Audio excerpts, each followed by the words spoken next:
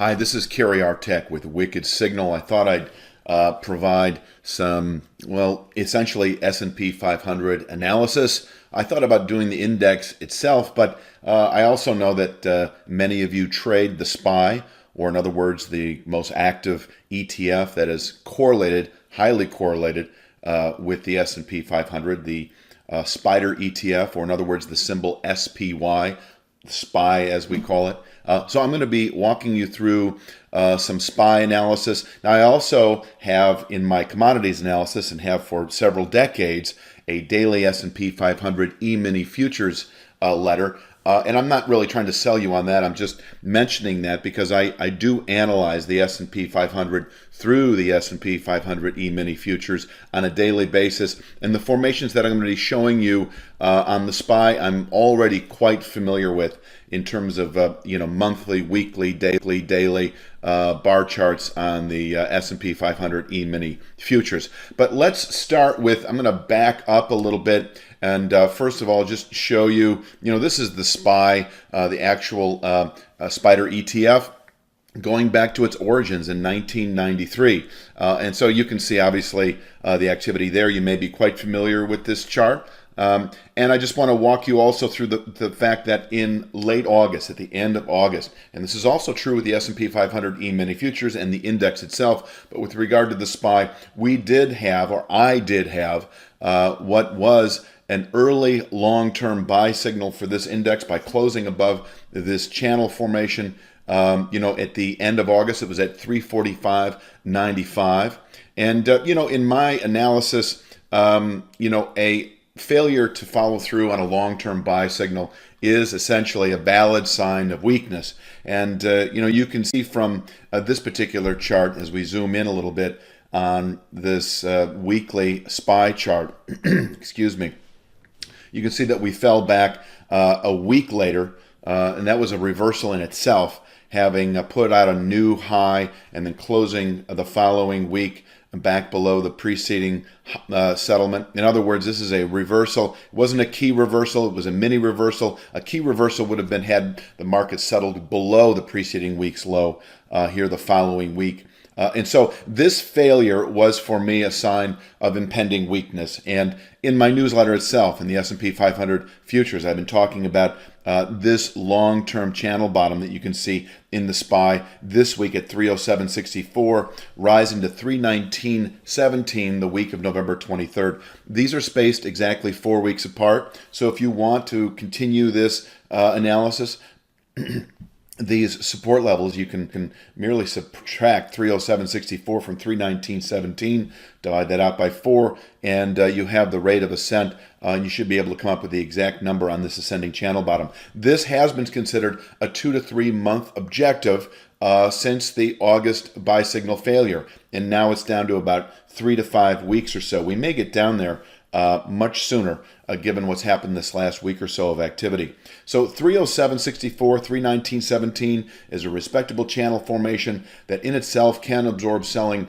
through the rest of the year, possibly through Q1. And from here, the market can regroup, consolidate, and rotate onward and upward to new highs over the coming or over the following months. Now, as it turns out, I also have, other things going on in that vicinity. There's a new descending channel top that's based on this recent high in what is that?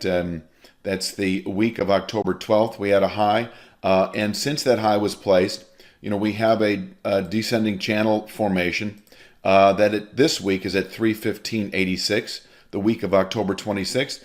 And by the week of November 23rd is at 312.71. Once again, you can subtract those out, divide by 4, and you'll have the exact number. They actually come together nicely in a couple of weeks.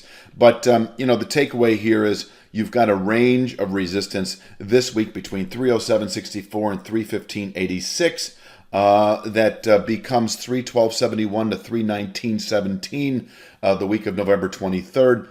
You can pick your points in that area. But, bottom line is this is an area that can absorb selling through the rest of the year. It is an objective right now. I don't know if we'll test it this week. We just might. It may be an election low, for instance. And then from here we can actually trade up through the rest of the year. And as I say, well into Q1.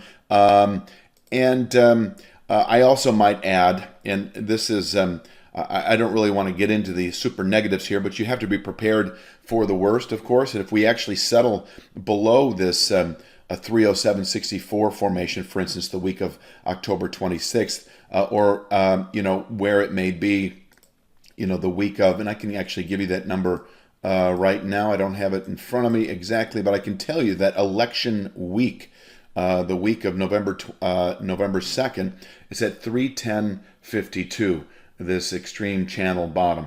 And so, were we to settle below that formation, 310.52, for instance, election week at a week from this Friday, or the week of November 2nd, we've got a situation, in my opinion, where 288.51 becomes a realistic, I say 3 to 5 weeks, but that's under normal circumstances. I venture to say that if we close below that 307.64 formation, or where it's at 310.58 the week of November 2nd, that we could get down to 288.51 very quickly, like probably within a week.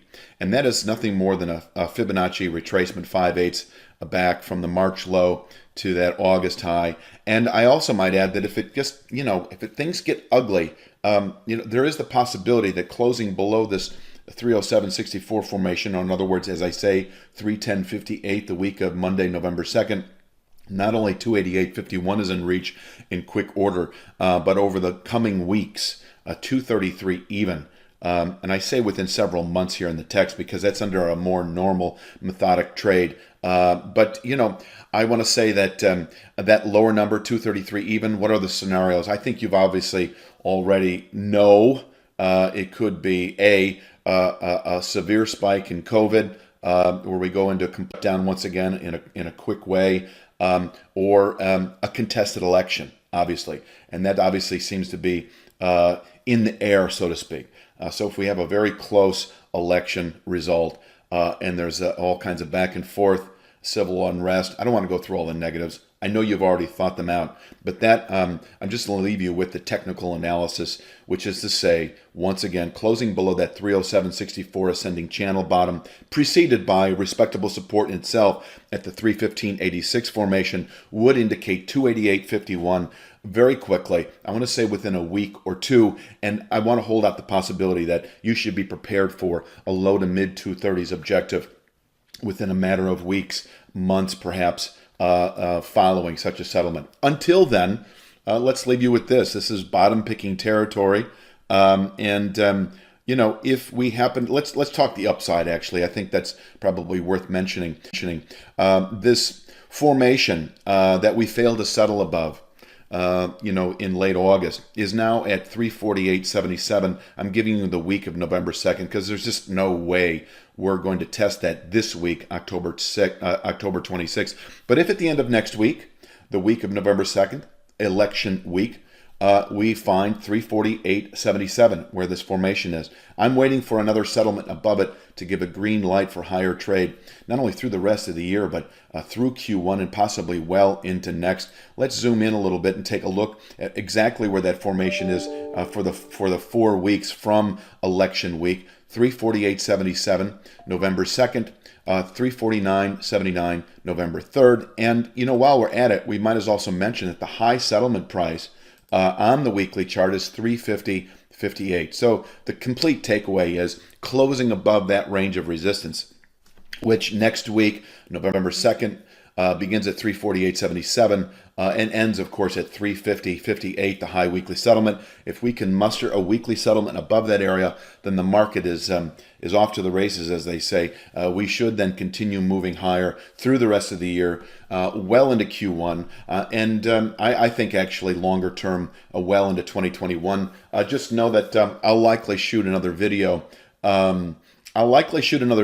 If we settle outside these significant parameters I've mentioned in this video. In other words, if we close above 350.58, I'll give price targets long term for the SPY. And inversely, if we settle below that 307.64 formation I showed you a moment ago, well, here it is again.